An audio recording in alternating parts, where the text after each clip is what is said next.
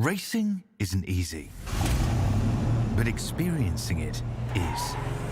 iRacing puts you in the driver's seat with the industry's leading sim racing game. Drive on laser scan replicas of the greatest racing circuits from around the world. Go head-to-head against other drivers chosen by skill-based matchmaking to ensure competitive racing at every level.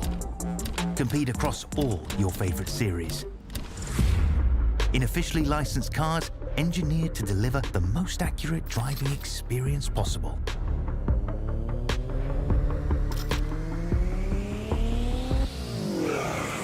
Join a race or host your own with players from across the globe.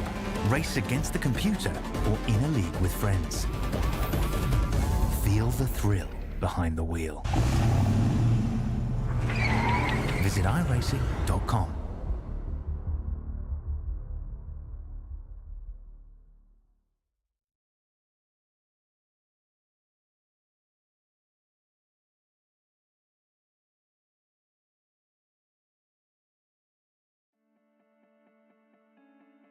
Thanks for joining us for Ozicar Formula 4, and it's round 4 from Brands Hatch. We're on the UK tour of Ozicar Formula 4 for its second series, and it has been another classic Aussie car championship with some of the closest open wheel stepping stone racing you will come across.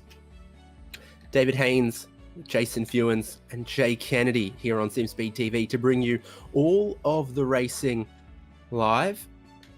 And, well, there will definitely be more action than we can poke a stick at.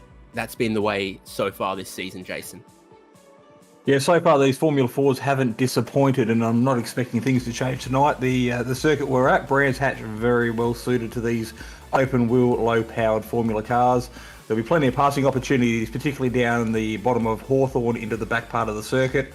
It's probably one of the longest straight sections on the track, but of course that leads into a large sequence of right-hand corners. So if you find yourself out in the weeds leading into that section, you could really lose a lot of time over the course of the lap. So it'll be interesting to see how these drivers play out tonight. We've got a format we've seen it before with Ozicar. We've got a two-race series, or two races we're bringing to you tonight. So there'll be plenty of on-track action before the night's through. Yep, 2 20-minute races for tonight's proceedings, and this is sort of how we kick it all off, with Ewan Baker leading the championship at 287 points, ahead of Julian Kleinbusink, Braden Martin, Thomas Hinz, the defending champ, and then James Chastanoff, Darren Tune, Brodie Shepherd, Jared Thomas, Sean McKenzie, and Brodie Tressida, our top 10. You can definitely see some very, very close battles there, with just 2 points between Kleinbusink and Martin in second, and some other really, really close gaps like that as well. And of course, Ewan Baker is only just one bad race away from being swamped by that pack as well. So we'll see how it all plays out tonight at Brands Hatch. Previously a host of some Formula One Grand Prix action, and always a very, very exciting track, especially with that back section of the circuit. Qualifying's done. Race 1 is upon us, and we've got a couple of long straights, so we'll let these F4 cars slipstream up to each other. Hopefully keep the racing super close with some blind crests and apexes and wooded, forested corners around the back half of the circuit.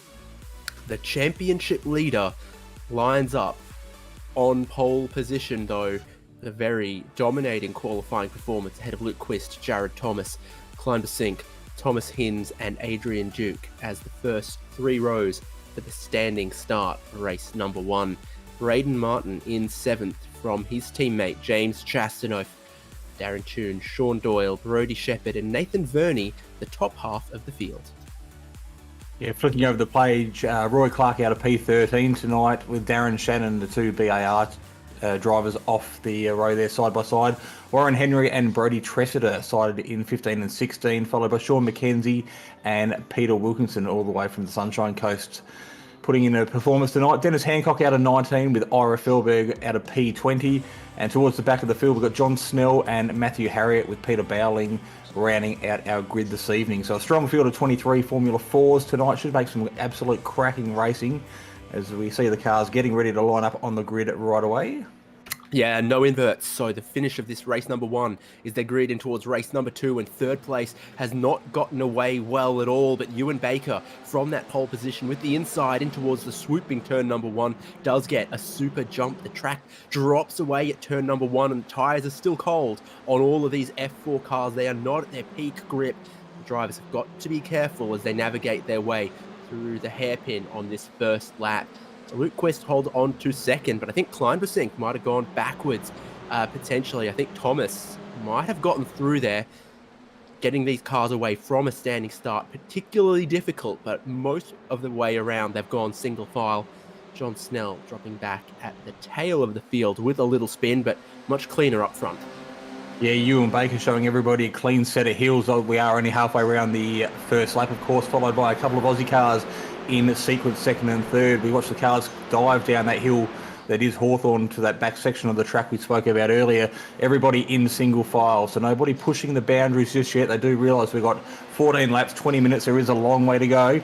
So while tyres are still getting up to their optimum operating temperature, a lot of drivers out there being very cautious. We see one in the background getting a little bit sideways. It looks like Darren Shannon putting up smoke signals, just getting loose on that change of direction. And it might be not alone. Yeah, Ozicar founder Ira Felberg out there with a little bit of sympathy as well, following suit. You saw many of them getting aggressive across the apex curb there. And it's pretty blind on the way through, blind on the exit. Tyres still cold, as we mentioned, makes it easy to bottom it out. Ewan Baker getting away with the lead in this one. Kleinbusink looking to outbreak down the inside and snatch third position from Jared Thomas, and he does just that. There was a bit of a checkup starting to form behind the 111 of Luke Quist here. And yeah, wow, okay. Busy on pit lane. Yeah, very similar to what we've seen in Ozicar in the past, particularly in the Skip Barber series, where a lot of cars are diving in for tyres early on. It does take a little bit for these tyres to get up to temperature, and they will potentially last the 12 to 14 laps before they start seeing any drop-off. So you can see those drivers just getting that out of the way. Then they've got a clean run to the checkered flag. We jump on board with defending championship leader Thomas Hinds, and in the car number 1 at the moment, looking hungry with a move down the inside. I think you can see Ewan Baker and the cars ahead just potentially starting to gap that little battle that he's in now. So he's pretty keen to make amends and try and latch onto the back of those before they get too far down the road. Here's Braden Martin trying to go around the outside of that banked left-hander, where normally getting down to the apex and hooking that banking is a recipe for speed. He will go up a position, Braden Martin. Adrian Duke now trying to steal a spot away from Jared Thomas. James Chastanoff making it 3 wide on the pit straight. They're not going to get 3 wide through turn number 1, are they? Somehow they are. Chasty goes 2 for 1 around the outside of turn number 1. How often does that happen? Well, I've seen it happen, but not very successfully over the years. So really good respect driving from all those drivers on the screen there. Jared Thomas just literally losing a handful of positions on that lap. So he's found himself a little bit vulnerable at early stages of this race, but I wouldn't count him out to put his hat back in the ring before the checkered flag drops for race number 1. We have a look now. Sean Doyle makes his way out of the pit after his compulsory pit stop and re-enters the race back in P13. So absolute clear track in front of him now. He can just focus on putting his head down, putting in some good lap times, and hopefully the race will come back to him. Quist under fire as Kleinbusink tries to go around the outside and doesn't manage to make that move work. You can see Thomas Hinds has caught right up to them as well, and this is second, third, fourth of the cars that haven't pitted yet. Making good use of that little bit of banking in that left-hander. Looking to outbreak down the inside of the final corner. Kleinbusink shows the nose, and Hinds decides, I'm not having any of that. He goes for pit lane, and there's a few others that follow him in as well. So Baker building a lot of gap at the lead of the race. Kleinbusink and Quist battling over second and third, and that's certainly making it an easier decision for some of the other drivers behind about when to pit. They are going on the early side to try to get out of traffic.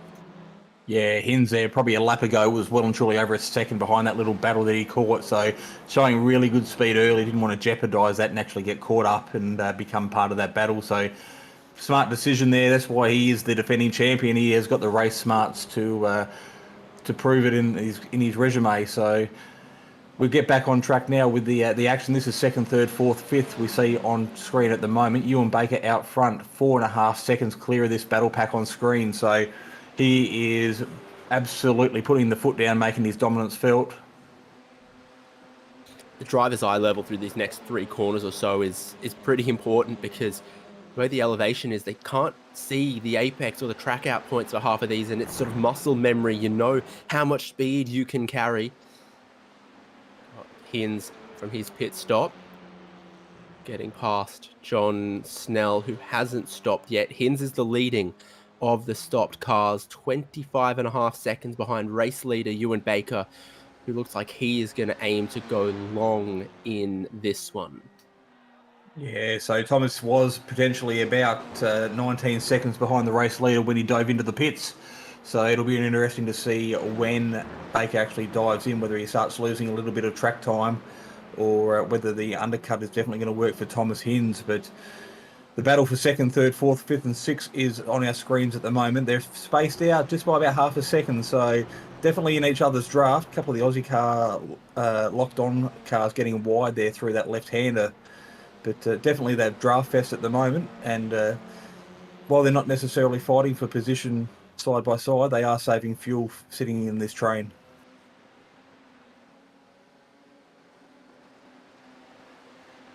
Looks like Chastity on the defense from Thomas as they came under the bridge, and Thomas goes wide onto the grass. Not much in the way of paved runoff in these areas here, as you see it from pretty similar to what the driver's eye line is. This is the one that always catches me out here. You can't see a damn thing. You turn in, and then there's no exit curbing there. It's just racetrack, racetrack, racetrack, and then grass. And we've seen before in this car and in this championship, half of your tire on the grass, and you know you're gonna loop the car.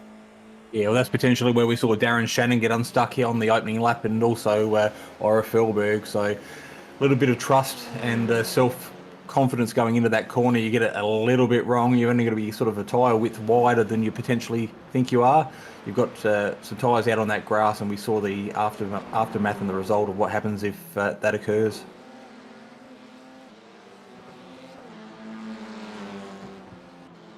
So the top 8 cars yet to stop. Almost everyone else from Thomas Hins down has been through the lane for their compulsory pit stop. A really long one for Sean McKenzie. I'm going to guess that he got caught speeding on pit lane, judging by the fact that it's 40 seconds longer than everyone else, and that's the penalty. Yeah, those kind of penalties really do become detrimental, particularly when you've got a 14-lap sprint like we do here tonight. So he's put himself behind the 8 ball, and it's going to be a long night fighting back from that. But I'm sure a lot of drivers have been in that situation before. You just get a little bit hot under brakes going into the entry of the pits, and you find yourself on the receiving end of a penalty. I think it's a pretty slow pit lane speed limit here. A lot of tracks we go to, it's 80 k's an hour. Certainly would have been at Silverstone and others. Whereas here, if I can find it, what's it got to be? It says pit speed is 72 k's an hour here. I would have thought it was closer to 50, but no, apparently it's 72. Yeah, well, I'm sure if we ask the driver of car number 81 at the end of the night, he'll know exactly what it should be because he's exceeded it. Brody Tressiter stops, but as we tend to see, there's no point in stopping in the middle of the race. You either go early or you go late. Battle's still on here between Jared Thomas, who sort of found his legs after being swamped a little bit early on, and James Chastanoff, who, in looking to defend, may have just dropped off the draft train of second, third and fourth.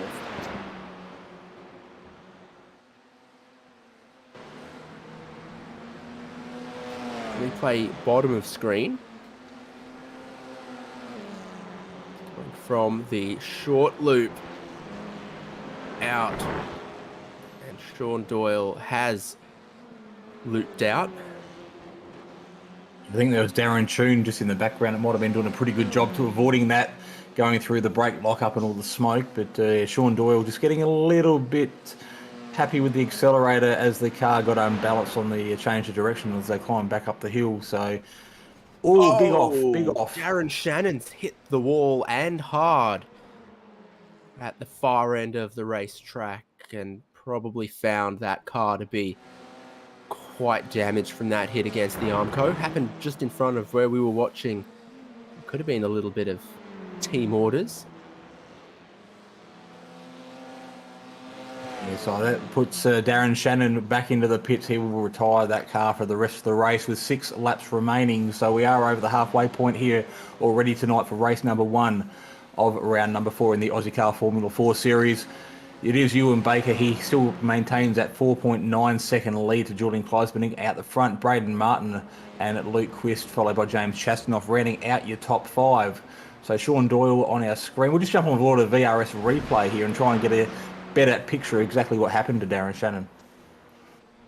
A little wide, beached it on the curb and no grip on the grass. Tried to carry a little too much speed or a little too much throttle. As he rejoined, it snapped left and scared those poor marshals. Yes, their orange suits probably had a little bit of brown in them, but they didn't move too much. But unfortunately, Darren Shannon there, that wraps up his race number 1, so he'll have to regroup and come back for race number 2. And we see Quist from the battle from second. So this is a little middle of the road on the strategy. I think they could pit as late as lap 12, and that's what we expect to see from the remaining drivers. Yeah, maybe Luke just felt he was getting held up a little bit, but a bit of a strange strategy. But hopefully he comes out of the pits now, finds a little bit of clear traffic. Actually, he's not that far behind Thomas Hinds. We just saw him go through in the foreground. So hopefully Luke can prove me wrong and still come away with a good result there. But definitely not a common strategy we would have expected. Yeah, so he's back in the race between Hinds and Adrian Duke. And we look back again at some of the cars that haven't stopped yet. This continuing battle between Chastanoff and Jared Thomas.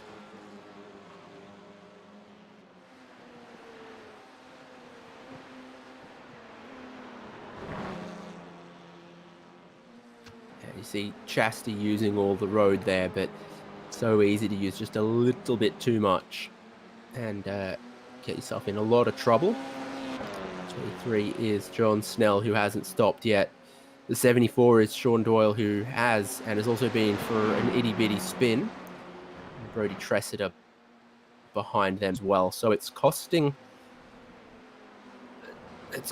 Sean Doyle time if he doesn't get past quickly here. Yeah, very hard spot to pass. He does stick the nose down the inside. Looks like John Snell just rolls out of it, gives him the position. Of course, Borks Tressida, who's there in that black car in the background. So unless he can get the move done along this little straight, Sean Doyle just might find himself a little bit of breathing room. But this is Roy Clark, one of the BAR cars, making an excursion off track, turning that Formula 4 into an off-road vehicle. Looks like he's getting back up to speed now, but I'm sure that wasn't part of his race strategy.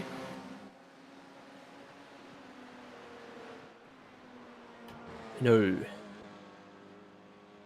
So Baker's still leading this one, but his lead has sort of stabilized at around 5 seconds. He was in the first couple of laps a lot quicker than everyone else on the cold tires, and now it's relatively stabilized compared to Klein Besink and Martin and others. About 5 seconds. Our race leader, if you were watching the screens, is just about to come up on some lap traffic as looks like that lap traffic may have just got out of the way. So Sean Doyle there having a bit of a spin coming onto the straight. He is staying well out of the way of the leaders as they all come flying through. Force of habit there to say Doyle instead of Mackenzie. Yes, and of course. Sorry. Let's have a look then. Final corner of the rear. Let's go a little early and then gets a little bit of the apex curb, a little bit of the exit grass. That's what we're talking about. A couple of these corners, if you go just that little bit wide, the grass will get you. And here he is, right back in the thick of it, racing against Roy Clark. So on lap 11 of 14, we are getting to the point where we're really probably expecting to see our leader on screen now. He's still pushing really hard. So these tyres are currently 11 laps old. We're probably getting to that point where he does need to take his pit stop. So we'll watch with great anticipation as to see how things are going to pan out at the end of this lap, using every bit of the curb, pushing those track limits. So he's not letting up, even with a comfortable 5-second lead. Looks like he's going around for another circulation of the circuit. So going to leave this pit stop to the absolute death knock of the race, looks like it. That's kind of the strategy to go for if you've made it this far, is just take that pit stop as late as possible. Still relatively clean track position for him, and he's joined on that strategy by Kleinbusink, Martin, and again Chastano versus Jared Thomas. Thomas can't get that spot back off Chasty.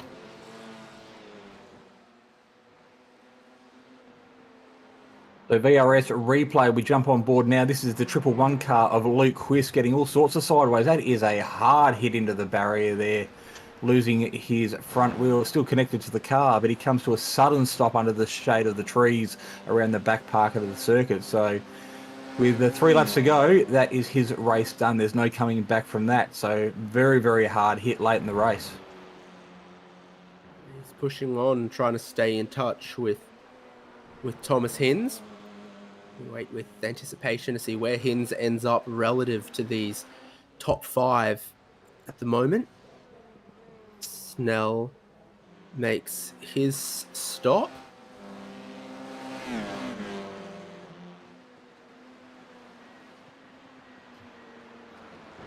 Darren Tune's gone past Nathan Verney, and I think you're going to see the final opportunity, the last lap of the pit stop window, a run on pit lane. I think Thomas almost ran up the back of Chasty as they entered pit lane. James Chastanoff was making sure he wasn't going to get caught speeding on pit lane. Ewan Baker's stop is done. Where is Hinz? Still coming through the final corner. Only just crossing the start-finish line now, so he's going to be at speed. He'll have warm tyres, but yeah, he will have jumped ahead of Martin, Chastanoff and Thomas, but not Baker. Kleinbusink, I think, speeding on pit lane. Yeah, another unscheduled, delayed stop there. You can still sitting safe stationary there. So his blood will be boiling after putting in such a great performance here in race number 1 in the early parts. Just the littlest of mistakes. And he seems to have come unstuck late in the race. So he will be coming back with a vengeance in race number 2, which will be up very shortly. But he's proven he's got the speed, but he will have his work cut out for him as he's got to make his way through this busy field. Jump on board now with Jared Thomas, the 81 car. So he has been looking at the back of the James Chastanoff locked-on Formula 4 car for the best part of probably 10 laps at this stage, with 2 laps to go on the board. So he's been applying the pressure, throwing everything he's got at that locked-on car in front. Chastanoff managing to hold off the defences at this stage. But if he's going to make a move, now is the time to really put his cards out and show us what he's got. And through all of that, the two of them have gotten a little bit closer to Braden Martin as well. Ewan Baker starts the final lap of the race, still with 4 seconds to spare ahead of Thomas Hinz, and then where we might have expected Julian Kleinbusink to fit in, he's not, because his pit stop was elongated for speeding on pit lane. Then you catch this group battling over the final step of the podium: Braden Martin, James Chastanoff, Jared Thomas. No hint of team orders just yet. No, of course, the 2 cars 09 and 42 on the screen, they are leading the teams championship so late in the season. So I don't expect the 42 to do anything stupid here to potentially risk that. Braden Martin looking pretty comfortable on the 3rd step of the podium with a wingman behind him. So Jared Thomas, of course, pretty keen to upset this little party in front. But with half a lap to go and corners are running out, he's running out of opportunities rather quickly.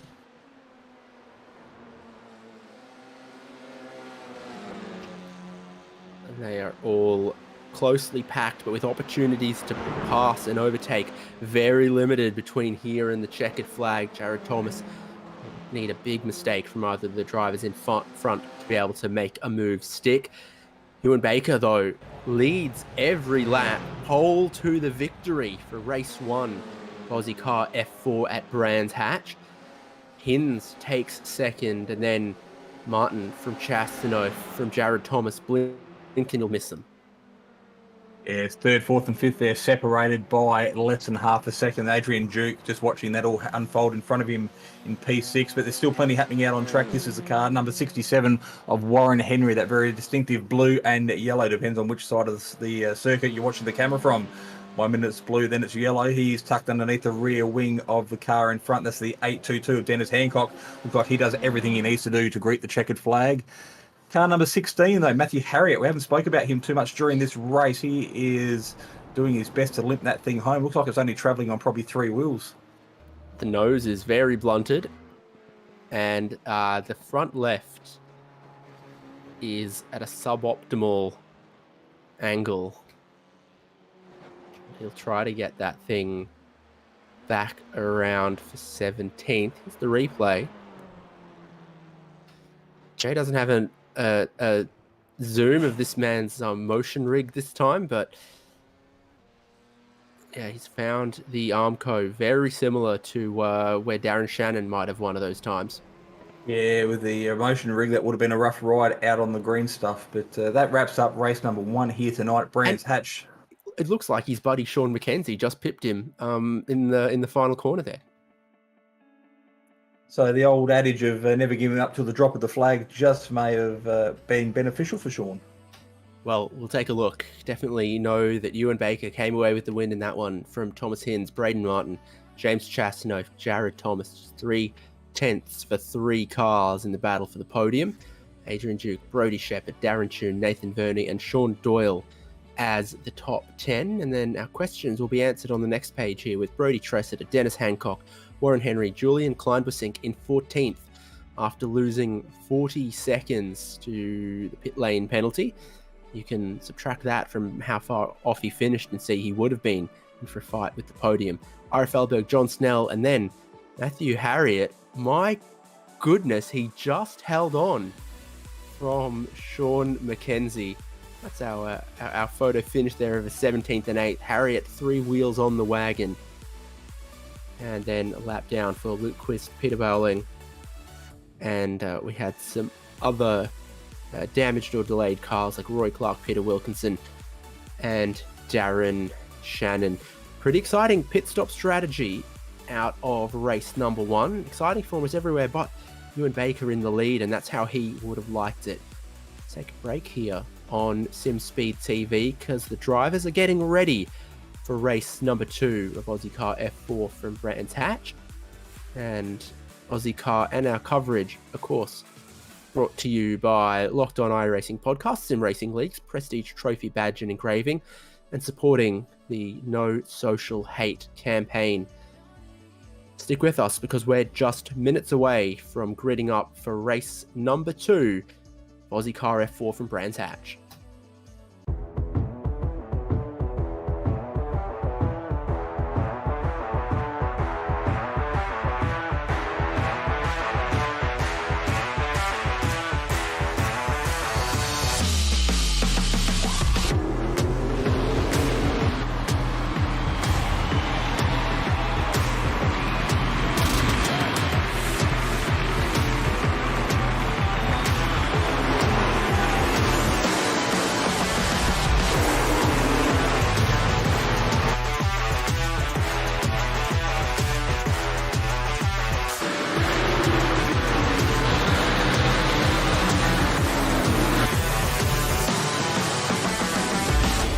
World of Outlaws Dirt Racing is available now. Download your copy today. Racing isn't easy, but experiencing it is. iRacing puts you in the driver's seat with the industry's leading sim racing game. Drive on laser scan replicas of the greatest racing circuits from around the world. go head-to-head against other drivers chosen by skill-based matchmaking to ensure competitive racing at every level. Compete across all your favorite series. In officially licensed cars, engineered to deliver the most accurate driving experience possible.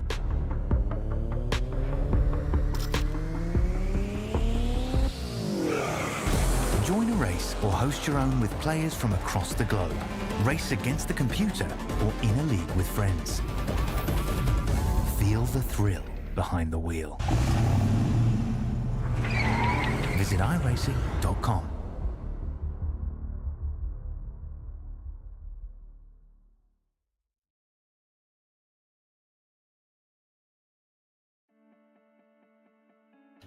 Race 2 is another dose of the same for Ozicar F4 from Brands Hatch. 20 minutes of F4 racing coming up.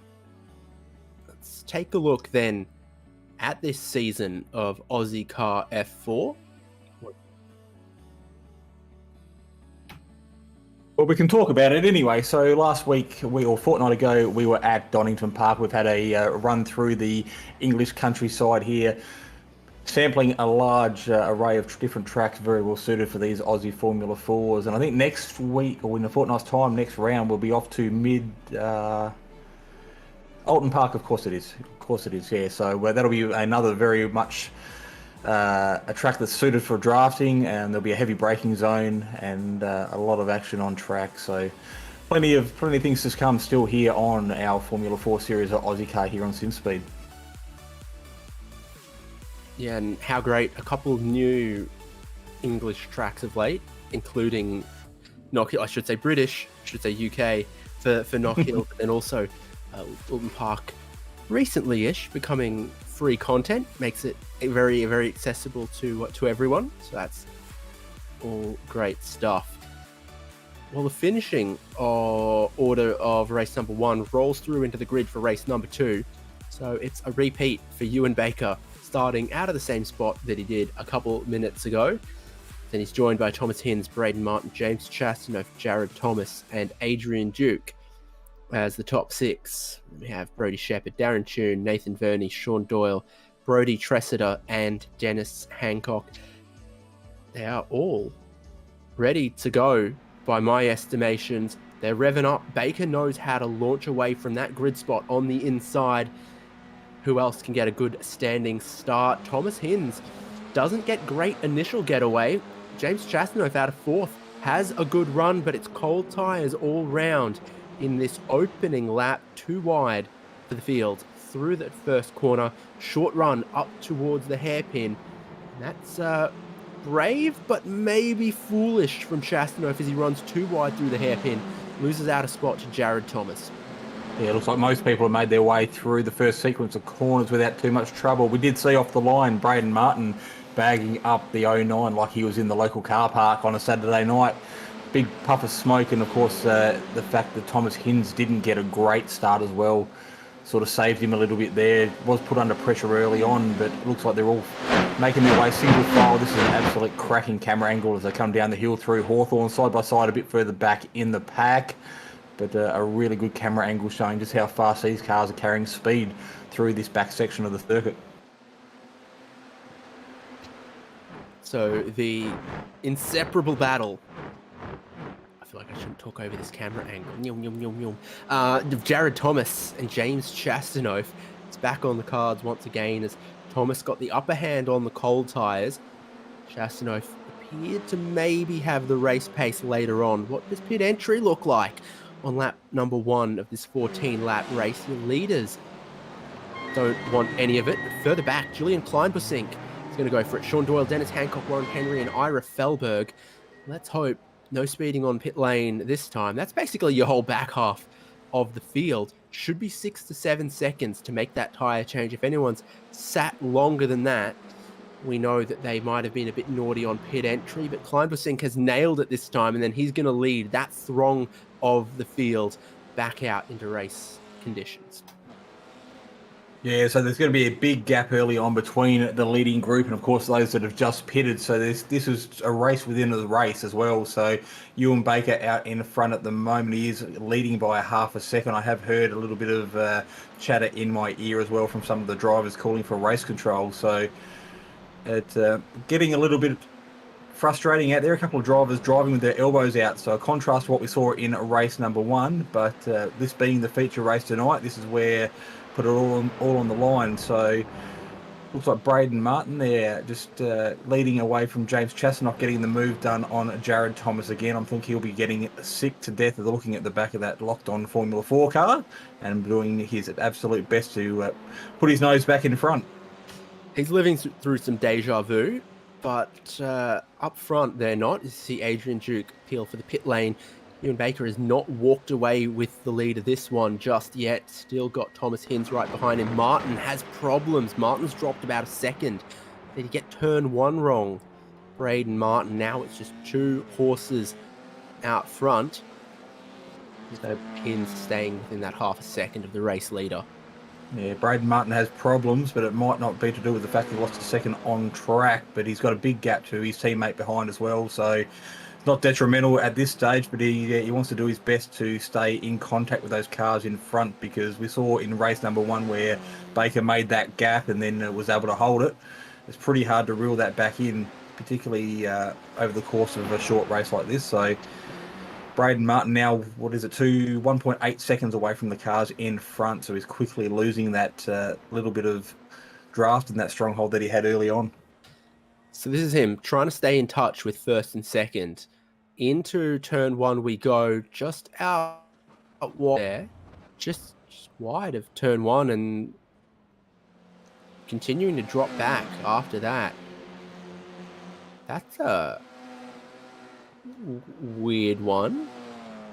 He's not having problems with gears or anything, is he? Because he definitely had a bit of a limiter bash in 5th. Jared Thomas decides I've had enough of the Chastity rear wing, and he's going to stop on lap 4. Yeah, probably a really good move, because we know he's got the speed. He qualified really well, and he had trouble getting past Chastity in race number 1, so he's going to try and do it this time in the pits. It'll be interesting to see whether Chastity dives in and tries to counteract that undercut.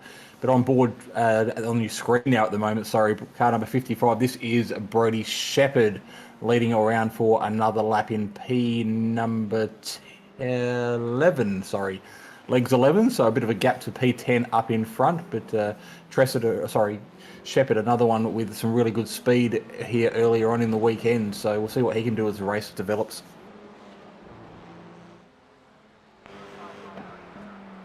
Jared Thomas is leading of the cars to have pitted, but it means he's caught a little bit of this traffic in the shape of Peter Bowling, who's hit a wall of it, but under no obligation to get out of the way for cars that he's racing for position, even if they've made the stop and he hasn't yet. So Thomas gets through without too much drama, and he goes and bowling a wide, dare I say? Yeah, absolutely shocking, but going wide enough to aim for that 7-10 split. How's that sound? So back on board now. Then he's got a spare car. Oh, we can just go all night. So back on board, battle pack we see at the moment. This might be Julian Kleisbernick with Brody Shepherd in front. So Julian suffering that fate of a penalty race number 1. He's got that risk taken care of here in race number 2 with his pit stop already taken care of. Big dive under brakes into turn number 1 at the completion of lap number 4 under lap 5 now. Makes short work of it, and it was already put a bit of gap and a bit of sunlight between himself and Shepherd. No sunlight in the race lead as Thomas Hinds looks to get up the inside of Ewan Baker, and they go side by side at a blind and very, very fast corner. But it's all right-handers for this complex of corners. Hinds is on the inside once again. Baker carrying mega speed around the outside, but I think favour Hinds' car positioning here. He goes for the lead of the race, hops some of the curb, pushes out wide, but Hinds now takes the lead away from Baker, who had led every lap of the round up until this point. And with that, Martin and the others get a little bit closer. And now I noticed on Climber Sync's onboard, he was in 6th gear approaching turn number 1. So I'm wondering if Martin was just having problems switching the gears earlier, or he just really loves a rev limiter. I just think he did an old-fashioned mistake and missed the apex by about a car width and had to roll out of it. So wasn't quite close enough to be hitting that inside marker that is critical to get that good run coming back down the hill. So Brody Shepherd, you can see exactly on board with what the driver sees in car at the moment as well. He is coming up to the 99 car in front. Oh, getting a little bit wide there, losing a heap of momentum as they come down the hill. It's a snuff for Brody to have a sniff under brakes. Can't get the job done as the door closes on him rather quickly. Meanwhile, all this time, just holding him up just a little bit. So he'll be pretty keen to get a good run out of this as they make their way up the hill down through Hawthorn for the 6th lap here in this 14-lap feature race. Bowling hasn't stopped yet. Shepherd has, and the longer this goes on, the more it hurts Shepherd in his race against drivers like Darren Tune or Nathan Verney, who are up front and haven't stopped yet. This would be Adrian Duke.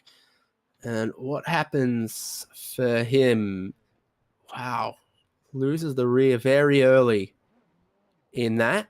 Slides it sideways a long distance.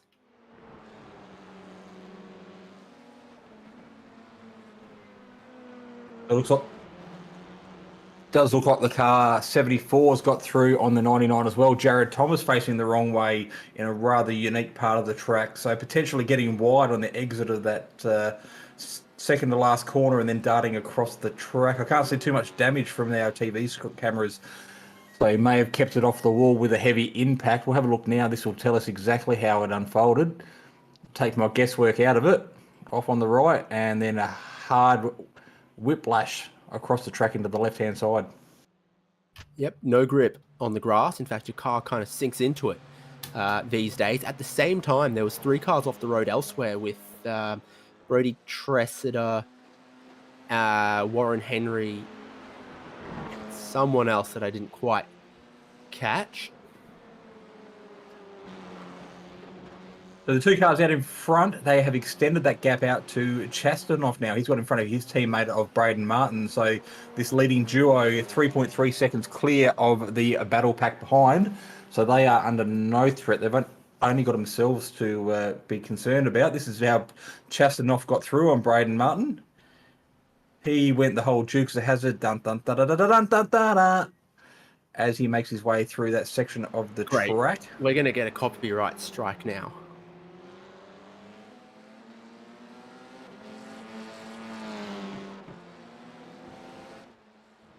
Rightio. So Thomas Hinds leading this at the moment, showing the dominance that Ewan Baker showed in race number 1. We have car number 23 diving into the pits. This is John Snell on lap 8 of 14. So he's pretty well trying to cut race number 2 in half for his pit strategy. Baker leading the championship, having taken the win in race number 1. Hinds needs to take this win in race number 2 if he's going to keep the points even, or at least not lose further ground. They are pushing on pretty hard. Look at how close Hinds gets to the grass in the exit of some of those corners, but we've seen from others what happens if you just overstep that in a bunch of these corners. Yeah, the risk versus reward isn't in favour of the risk. The consequences of getting a little bit wide outside those track boundaries can be detrimental, as we have seen a few times already. Those cars just dart across the track unexpectedly and hit the Armco on the edge of the circuit. So bit of a balancing act and a fine line that these drivers have to balance, but we are looking at 2 of the best in the series on screen. Sean Doyle making a return to the pits rather hastily, so I'm not exactly sure there. I'm sure we'll get a replay very shortly of how that happened. Sean's number 1 fan, normally out there joining us watching the Simspeed broadcast. She will have a heavy heart at the moment as we watch this in slow motion replay.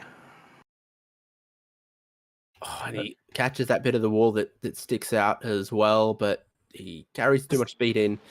launches it across the apex curb, and then it pushes out wide and spits him into the grass and the tyres in the end.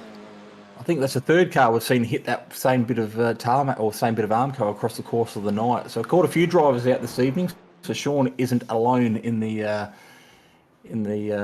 people that have made their mark on that part of the circuit. This is Luke Quist facing the wrong way, giving a couple of drivers a heck of a scare as they come around that blind crest of a corner.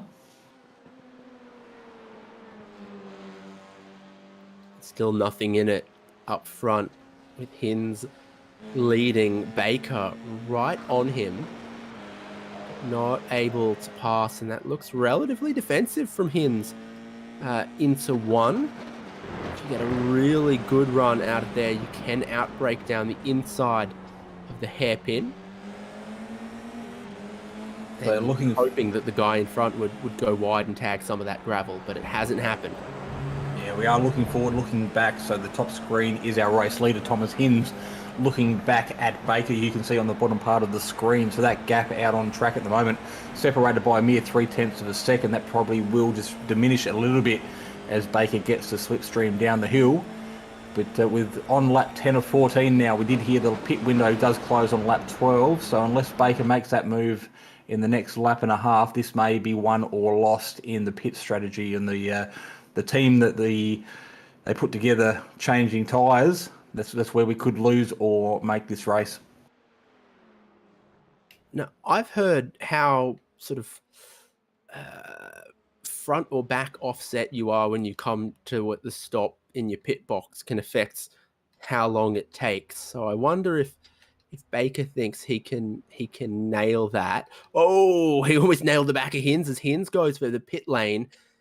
Baker goes at least one more. I don't know whether that was part of Baker's strategy or not, because probably caught him a little bit off guard with the fact that Hinz dove into the pits. We see the two locked-on cars still fighting at it, and they have decided to go one more and join Baker on that extended circuit, extended lap around the circuit, I should say. So this is Hinz coming out now. Looks like he's in clean traffic or clean air, a void of traffic. So he will be putting his head down and trying to make the most of his out lap. And I would expect to see Baker in. Actually, if he hasn't pitted by now, he might pit at the end of next lap. There's still a couple of drivers that haven't pitted, like Braden Martin and James Chastanoff, and you'll notice Martin back in front. Zarin Shannon also hasn't stopped, neither has Nathan Verney. So those are your 5 drivers that we're probably expecting towards the end of this one. Not sure I understand the strategy from Hinz to pit early. But I guess... Oh, this isn't going to help. No, this could be the in-lap for Baker, which you really, really want to maximise, and he has scooted across the grass there. He's going for pit entry this time, so he's got to be clinical. He locks up the front. That's pretty hot on the way in. Yeah, I was going to say that looked pretty hot. He was very, very committed as the locked-on cars go round to lead another lap, and they will take control of the race. But this is where the action is at the moment. This was our race leader and our championship defender, Thomas Hinz, coming around onto the straight. Looks like Baker making his way out of the pits now. Yeah, he's going to have the Baker crew. He's going to be in front, but only marginally, and there'll be one more lap of temperature in the tyres for Hinz. He's passed him once. We'll look to do it again. Yeah, 3 to go, and the tables have turned from where they were a couple of laps ago. Hinz now finds himself back in P2 with all that heavy work to be done again. Looking to get a wide drive out of that corner there, but there's not a lot he can do. Switch back under brakes and get a good run back up the hill. This is as close as he probably needs to be to have a big look at the bottom of the hill. Big defence by Baker. Yeah, Baker's covering him. Knows that he's weak here. Hinz is game to try to go all the way round the outside, shoes on the other foot from where we saw Hinz take the lead by having the inside through this sequence of corners, and he just maybe runs it out a teeny bit too wide, and he'll be able to cover it off. Baker maintains the net race lead. 3 drivers still need to pit: Martin, Chastanoff and Verney, expecting to see all of them in, and they are. This will become the battle for the lead, and Baker just has Hinz covered. Yeah, 2 to go this time by, and Hinz has got his tyres up to temperature. Baker should by now as well, as he completes his first lap after his pit stop. Hinz having a look under brakes into turn number 1. We did see him go 3 wide in race number 1, so it can be done, and Hinz gets the job done. But straight away, Baker is back on the defence, sticking it down the inside for turn number 2. Hinz trying to cover him off, but not quite able to do it. Looks like Baker might have that job done, but they're still making it side-by-side action. This is great for our coverage. Baker coming out in front. So Hinz throwing everything at him at the moment, putting it all on the table. So this is great racing from these two out front. Hinz took the lead in 1. Baker took it right back in 2. They went side by side through turn 3, and there are dramas there on the outlap for Braden Martin, I think it was. Yeah, it was. So he struggled on those cold tyres.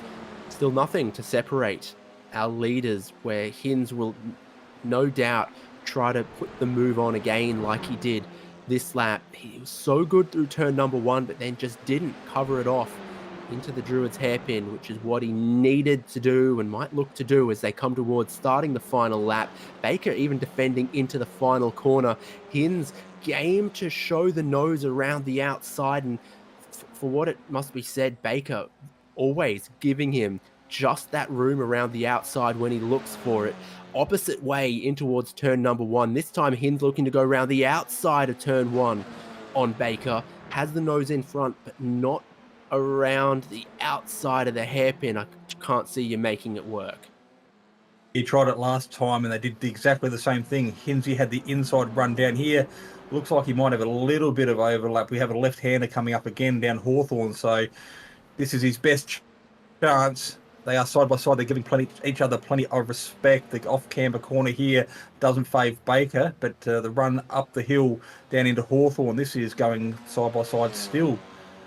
This is nearly half a lap. Side by side, under the bridge side by side. Baker has the inside for the next 3 corners. Hinz does not shy away from carrying speed the long way around the outside, and on the final lap now he leads. It'll be so tough for Baker to try to pass him again. You can easily make a mistake in these next 2 corners though. It's blind as you come over the crest here. If you track out too wide, you catch the grass. In this corner, you've got to get the curbing just right. If you go out wide there, you'll throw it away. Side by side, half of the lap, and it looks like Hinz will just manage to hold on to return serve in race number 2. 1 win for Baker, but 1 win for Hinz in Ozicar F4 from Brands Hatch. So the action up front Martin was crashes painful. in the final corner. Braden Martin throws it all away in the final corner as Chastity goes through for the podium, then Kleinversing, then Tune, then Shepherd, and they all swamp Braden Martin, who, a couple hundred meters from the checkered flag, will need to call a tow truck. Yeah, that will be very frustrating because, as we mentioned earlier in the broadcast, the team's championship was up for grabs. This is another one of their teammates, Nathan Verney, just getting a left-hand rear wheel on the grass in the dying parts of the race.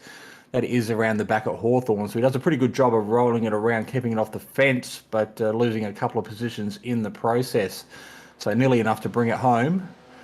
This might be a replay of how Braden Martin found himself on the wrong side of the repair bill. Maybe a little bit of aero wash, understeer. The track keeps turning right, and you wash up high and into the grass, and then it spun him into the Armco on the inside wall, and a very undignified end to what was a dignified race up until that point. Let's recap then how they finished a thriller side by side on the final lap between Hinz and Baker. Thomas Hinz manages to take the win and keep his championship's hope alive, to not let Ewan Baker run away with it. Chastity in third from Kleinversing, Darren Tune, Brody Shepherd, Jared Thomas, Nathan Verney, Darren Shannon, and Sean McKenzie. The top 10. Behind them, Ira Felberg, Warren Henry, Matthew Harriott, Brody Tressiter, Roy Clark, Luke Quist, John Snell, Adrian Duke, and Dennis Hancock on the lead lap. Braden Martin, from running in a podium position, to scored a lap down in 20th. And then Sean Doyle and Peter Bowling also a lap down. Wilkinson, an early retirement. Well, we promised great racing here at Brands Hatch, and of course it has delivered. That feature race there was as good as what you will see anywhere on the iRacing service, and of course the drivers out there putting on a great show for everyone tonight. So that'll really mix up the teams' championships. We still have a couple of rounds left remaining in this season, so that's a real shake-up that the season probably needed to keep everybody guessing as to how the cards are going to fall before the season concludes. I think at Knock Hill in another month's time. But plenty of those virtual spectators getting their virtual money's worth tonight as they watched 23 cars circulate around this historic British countryside circuit. Yeah, the virtual Brits out in the virtual sun to work on their virtual tan, one of the rare opportunities for them. But we have the opportunity to chat with some of our drivers after another thrilling round of Ozicar F4, and I'm gonna kick it off with the podium man, James Chastanoff. You were always in and about the action in both of those races, and fourth and a third is some consistency. Yeah, it's pretty much sort of what's happened apart from the last round, which was a bit of a disaster. It's pretty much how I'm doing these races now, I think. You've put a bit of a hex on Braden, potentially? I sure hope not. Most of that race was basically just telling him to keep going, really. I was happy to just sit behind him. I guess I got a bit lucky with the pit stop to get back ahead of him and had his crash at the end there. So I hope I haven't put a hex on him at all. So, yeah, no, he was on for a really good result. He had a good race in the first one too, so yeah, it's bad luck for him. We've had a lot of sprint races at the other rounds, but here with two pit stop races, you guys all seem to be reading from the same book on the strategy and how to approach this one. What are the different schools of thoughts for the F4? Well, I guess it's tricky on the cold tyres for about a lap or two. So if you don't really pit it right at the very start, once you get the tyres up to temp, you might as well just run them out and then try and pull a gap, I guess, to everyone else in front. Yeah, I don't really see too much point pitting in the middle of the race. Probably just get caught up with traffic or whatever. So unless you pit right at the start, I think it's just follow the pack. Tonight for me was really I didn't really feel like I had too much pace, so just wanted to stick with the pack and try and learn their lines and try and see where I was a bit slower and just sort of feel the way out of the race. So yeah, just pit at the very end seemed to be the way to go.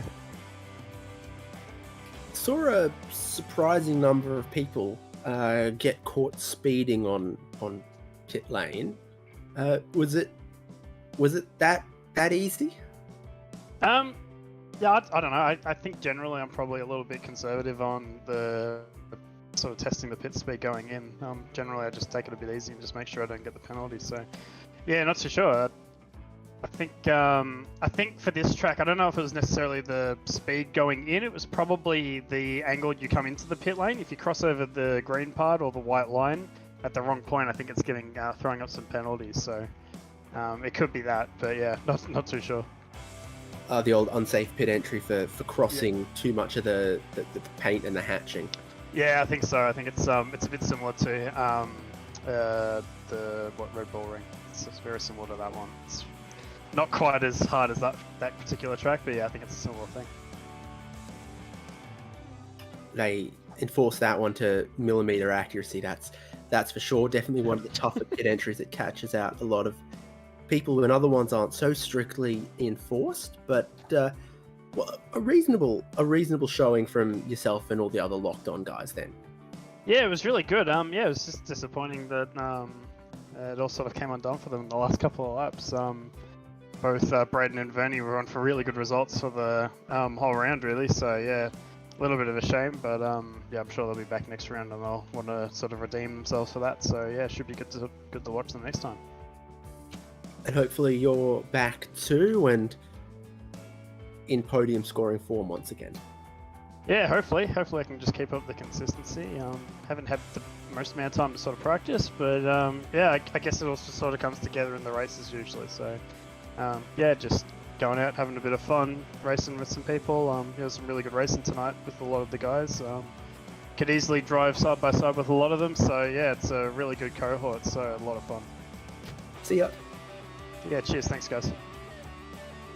Right, that's David Haynes talking with our podium third place getter tonight, James Chasanoff. But I have left the commentary box, gone for a bit of a walk down behind the virtual garages, and have found our second place feature getter tonight, race 1 winner, took the pole at the start of the night, and I did see a sign saying Ewan Baker is speed. So tonight, mate, putting everything on the line there, putting on a really good show right to the drop of the checkered flag. Yeah, it was nice to actually get a battle with Hinsey again for a change. It's been, I think, since round 1, we haven't really met each other on track, and yeah, that was a lot of fun. It's always fun racing him. Mega speeds and just so much respect given, so I don't think he could really run side by side through half of Brands Hatch with too many other people.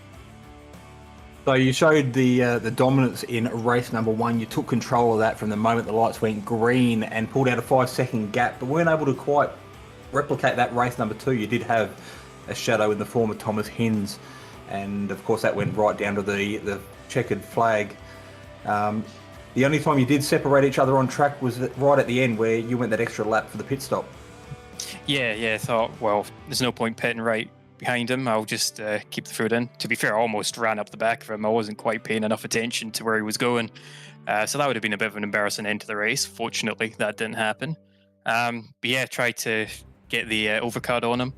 Bit of a scruffy lap from me, but still managed to pull it out in front of him and hold the apex in turn 2 to keep him behind. But yeah, it's just pace was too good, and yeah, it would have been very dicey to try and hold on for too much longer. I'm trying to stay somewhat aware of the championship point situation as well. Last thing I want to do is throw it away trying to fight for a win when I don't need to. But again, taking nothing away from Hinsey, he was mega in that race. Yeah, so this is your first season in the Ozicar Formula 4, so making a dominant performance and definitely making your presence felt. We did capture on your in-lap that little bit of a indiscretion on the closing section of that lap, getting a few tyres out in the grass, but your pit crew and yourself as a driver obviously hitting the mark right where it needed to be and coming out with Hinds on that last section. Did you feel you had control of the race at that point? I knew it was going to be tough because, Hinds still passed me earlier on in the race, so I knew he had the pace behind me. If he was going to be there, he would send it. So I was trying my best to keep the defence up and force him around the outside where I could. So yeah, as soon as I came out in front of him, I knew it was going to be one hell of a battle. Yeah, well, you put on a great show. Again, great respect between the two of you as really professional drivers here within this series. Not too many drivers can say they can go side by side, wheel to wheel through the back section of the track, and both you and Thomas did it on a couple of occasions in sequence. So outstanding effort tonight, mate. I'm sure you will not be disappointed with a second in the feature because, as I said, overall that's a great points haul towards your championship campaign. Do you want to shout out to your teammates or sponsors or anyone else you want to yell out to before we let you go? Big shout out to Kiwi Sim Racing, team I race under, and the sponsors Speed Nation and Inspire.net, and also a big shout out to my sponsor Scott Technology as well. Well, I'm sure they will be very, very proud of the effort you put in tonight, flying the flag for all those sponsors out there and taking home a big haul of points. So we are off to a circuit that we haven't been to before, particularly in Ozicar Series, I think it is, next fortnight's time. Again, it will be another circuit that's very well suited to these cars. Lots of drafting, and grid position is probably going to be pretty critical as well. Definitely. I am quite happy that it's the non-chicane version of Oulton Park. The drafting down that back section is going to be absolutely immense, especially the corner at the bottom of the hill is going to be a really throw it in and hope it sticks kind of thing. But kind of the way with a lot of these British tracks where it is difficult to overtake, aside from the Grand Prix track like Silverstone, it is a bit more of a sort of place you need to work for it and really commit to the pass. So it should be interesting. I think there'll be plenty of action, and hopefully Hinsey and I will meet each other on track again and try and see if we can do Oulton Park side by side next. Yeah, it's definitely going to be an exciting end to the season. Thanks for joining us tonight in the commentary box, mate. It's a really good performance you put on this evening. Hold your head high, and we'll see you in a fortnight's time to replicate the whole thing all over again. Yeah, thank you very much. Fingers crossed. Second place getter tonight, Ewan Baker. He did take the pole earlier on in qualifying. He took the dominance win in race number 1 and a strong second place by 0.2 of a second in race number 2. Let's move on then. Grab our race 2 winner. Thomas Hinz joins us. Sweat on the arms and the brow after taking that final lap side by side. Yeah, a little bit. Yeah. I didn't. I think as we were saying before, me and you, I didn't think we could go side by side for that long either. But yeah, we managed to make it work. So no, huge kudos to Ewan for being so respectful there. It was awesome stuff that we were able to go side by side for that long and keep it clean and not end up in the fence. So that's a huge kudos to Ewan for being just an exceptional racer. So yeah, pretty chuffed to snag it in the end there in a pretty dramatic way, but good to get a win and a solid run as well in that first race to get up second too. So yeah, good round in the end. Yeah, you trade those wins, you trade those equal results with him, keeps it all relatively close with the final rounds to go. I'll be just trying to more than anything, I'm just trying to clear everybody else really. I'm trying to get a nice buffer in second, and I'll be happy with just that if I can snag that. And obviously Julian having his issues in the first race, and then Braden having his issues as well in that second race is going to help there. So I'll just hopefully keep doing that sort of thing, just try and get the results, and I'll try and keep you as honest as I can if you get to try and just get some wins here and there in the last couple of rounds. But main thing is just trying to hold second at this point. But as we've seen, you never know. It just takes one little error and you're in the wall, and that's a DNF or at the back. So yeah, we'll keep him honest and see if maybe you can push him into a mistake.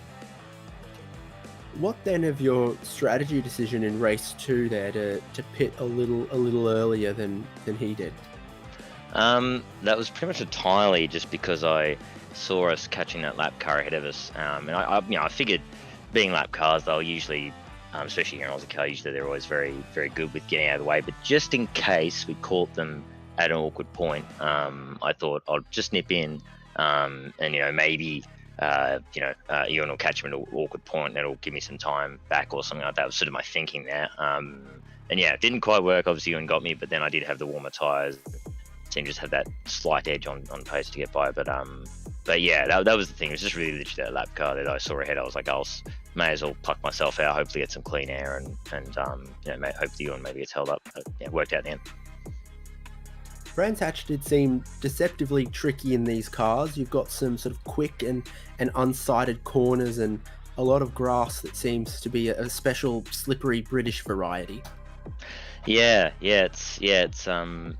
was surprised how easy it was to lose it here. It was quite difficult. It was, especially in quali. I got good pace obviously in practice, was feeling pretty comfy, and then went to the quali, and I think I spun like twice trying to get laps. Just for some reason, just kept, as we were saying, just touched the grass here and there, and straight away it's gone. And definitely deceiving. It seems very easy, but it's so easy to go too far and clip the grass, or even brake a bit too much, and then you loop it that way. It's got to be really gentle with the brake I was finding. It was so easy to use too much of that and rotate too much. So it's definitely, it was a lot trickier than I thought. I thought it'd be a bit easier than that, honestly, but yeah, it worked out. So thankfully I didn't join others in the fence today. Well, congratulations on that one. Look forward to seeing you in 2 weeks. Thank you very much, David. Thank you. There we have it. Our podium from the final race, and our drivers trading wins. And our 2 championship hopefuls, shaping up to be a bit of a 2-horse race potentially between Thomas Hinz and Ewan Baker. They've got 2 more rounds of Ozicar F4 to settle it, including next round, 20th of March at Alton Park. Without any of the chicanes, should be pretty high speed in these F4 cars that love to slipstream. We'll catch all of that here on Simspeed. I've been David Haynes, Jason Fewens with me, Jay Kennedy producing, and again, thanks to Locked On iRacing podcast, Sim Racing Leagues, Prestige Trophy Badge and Engraving, and supporting the No Social Hate campaign. We'll catch you in 2 weeks at Alton Park.